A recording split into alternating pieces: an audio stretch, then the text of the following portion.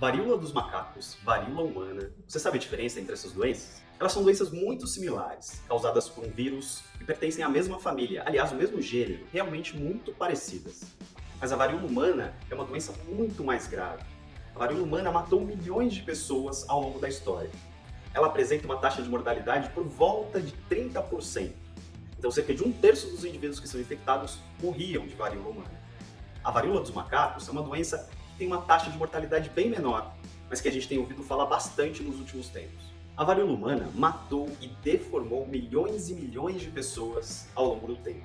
Mas seu último caso foi registrado em 1977. Você sabe por quê e como uma doença tão grave, tão letal, simplesmente desapareceu do planeta? Através de vacinação. Um esforço global liderado pela Organização Mundial da Saúde, décadas e décadas de campanha, fez com que, pela primeira vez na história, um vírus fosse erradicado do planeta. Uma doença deixasse de afetar a população mundial. Isso aconteceu em 1980, especialmente no dia 8 de maio. Foi a primeira vez que a Organização Mundial da Saúde oficialmente decretou a erradicação de uma doença, resultado de vacinação global.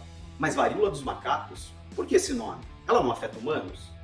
Ela recebeu essa denominação porque o vírus causador da doença foi pela primeira vez identificado em um macaco, que foi levado da África para a Dinamarca para fazer estudos. E aí, num laboratório de pesquisa, se identificou esse vírus muito semelhante ao vírus causador da varíola humana, mas que causava em humanos uma doença muito menos grave. Antes de 2022, os casos de doença varíola dos macacos, esses casos estavam restritos a regiões específicas da África, que nós chamamos de áreas endêmicas, onde eu tenho casos contínuos de doenças ao longo do tempo. E nestes casos, em áreas endêmicas, a transmissão sempre se dava de um indivíduo contaminado, um animal nesse caso, para um humano, através de contato com fluidos corporais. A partir de 2022, estes novos casos têm aparecido fora do continente africano, em áreas que naturalmente não sofrem com a doença. E pior, aparentemente a transmissão está se dando entre humanos e não mais de animal para humano.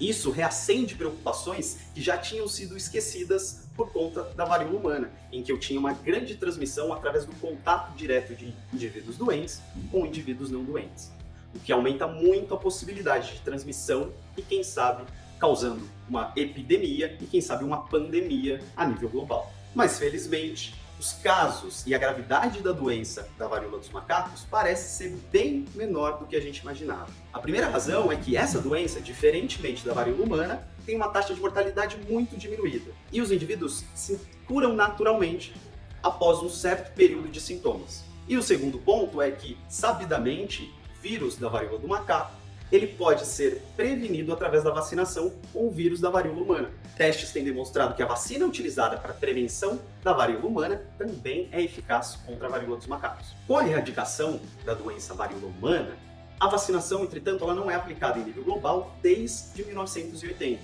Indivíduos com idade inferior a cerca de 40 a 42 anos não apresentam imunidade contra a varíola. Mas, por conta da eficiência dessa vacina, é possível recomeçar uma campanha global para a prevenção da varíola dos macacos assim que for necessário. E aí, gostou do vídeo? Você também vai gostar dos e-books dos principais vestibulares que nós temos disponíveis para vocês. Lá tem várias informações e dicas de como se preparar para essas provas. Faça o download gratuito desses e-books aqui no link da descrição.